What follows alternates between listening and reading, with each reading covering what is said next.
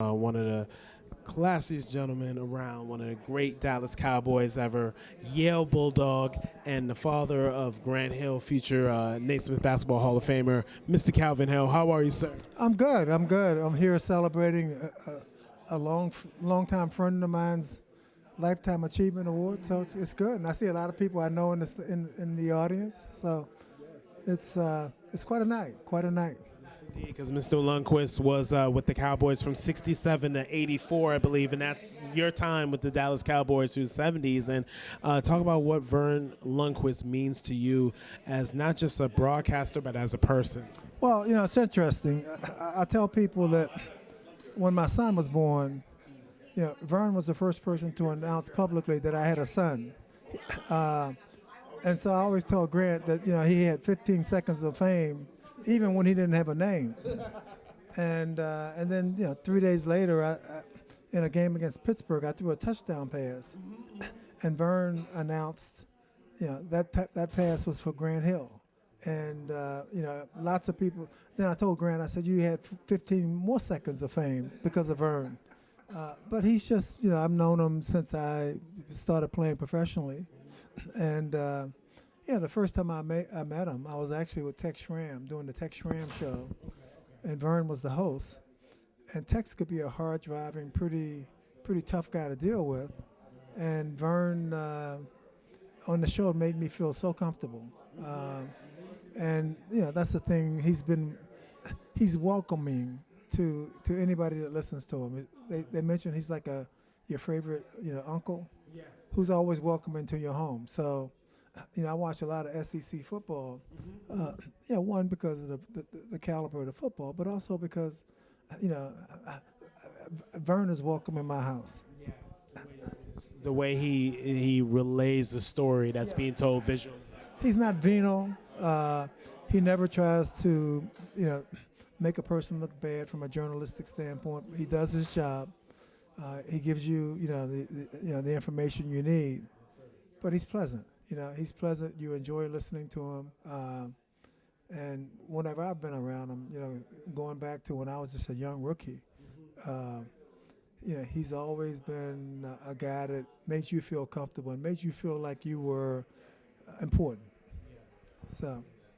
I want to ask you a question about attending Yale University, being a scholar athlete, and talk about how important that was for you, not just to excel on the field, but be able to excel off the field and be able to be an influence for others, that you can be able to multitask and excel at many different things, especially being an African American in the 60s at Yale University. Well, it's interesting. My father, until he was 21, was illiterate, couldn't read or write. My mother taught him how to read and write. And so he really believed in education and thought that was the key. I tell people the story. He and I were back in South Carolina where he grew up, and he took me down a long dirt road to a house. And there's a guy sitting on the porch, and we got out of the car, and the guy says, "I don't know who you are, but y'all look friendly, so come on up and have a sit down." Turns out it was one of my father's very, very close friends that he hadn't seen in 40 years. And so we're sitting there and they're talking. And finally he motions me over and he asks his friend to feel my hands. And I didn't know what he was thinking or what he was talking about. But I let the guy feel my hands. And then my father said, "Not a callus on him." He said he's gonna use his mind and not his back. So, he felt that was important. But I think that the key to me, in terms of education, is you learn how to think and you learn how to process and you learn how, and you develop a lifetime yearning to learn. So, I'm continuing to learn. I'm still learning.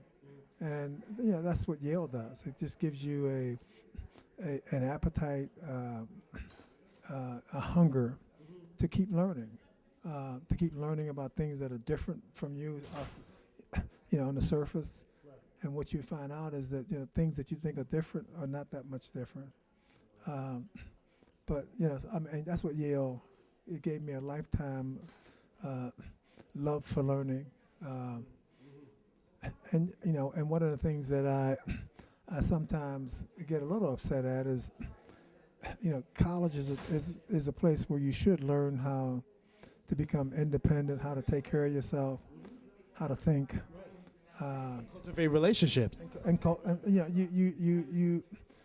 you develop emotionally and socially and intellectually and and athletically. And I think sometimes in a lot of these colleges, the scholar and the athlete is not first, and that's unfortunate because you live a lifetime. You play sports and quit.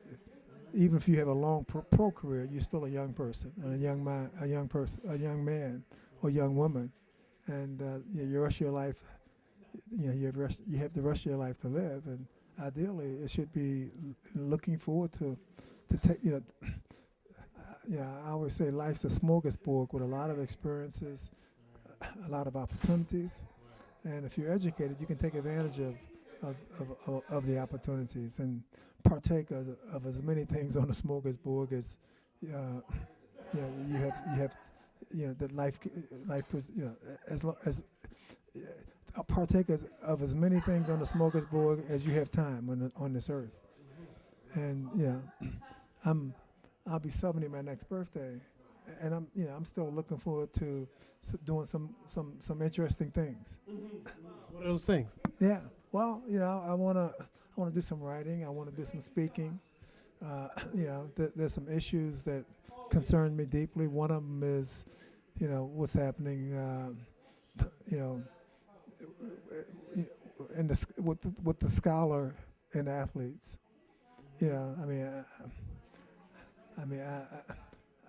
Another thing is, I think there are a lot of issues that confront African Americans, and I'd like to talk to some of those things, young kids, help them realize their potential. So anyway, I got yeah.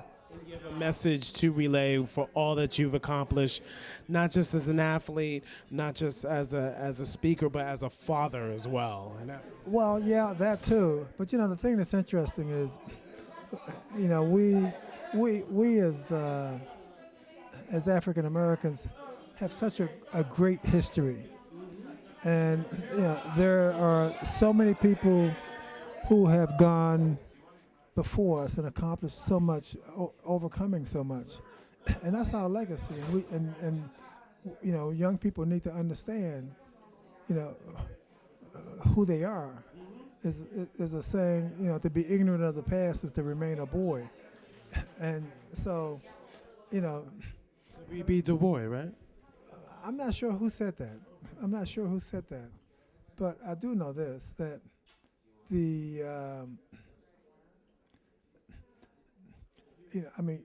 Michael Jordan didn't invent basketball, and Emmitt Smith wasn't the first great running back. We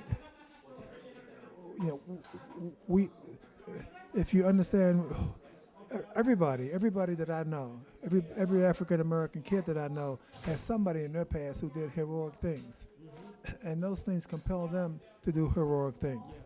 And so it's a question of understanding who we are, where we came from, and they like to say in football, tradition can get you through the third quarter and maybe the fourth quarter if you got great tradition. Well, we got great tradition. We just need to understand what it is and unlock it.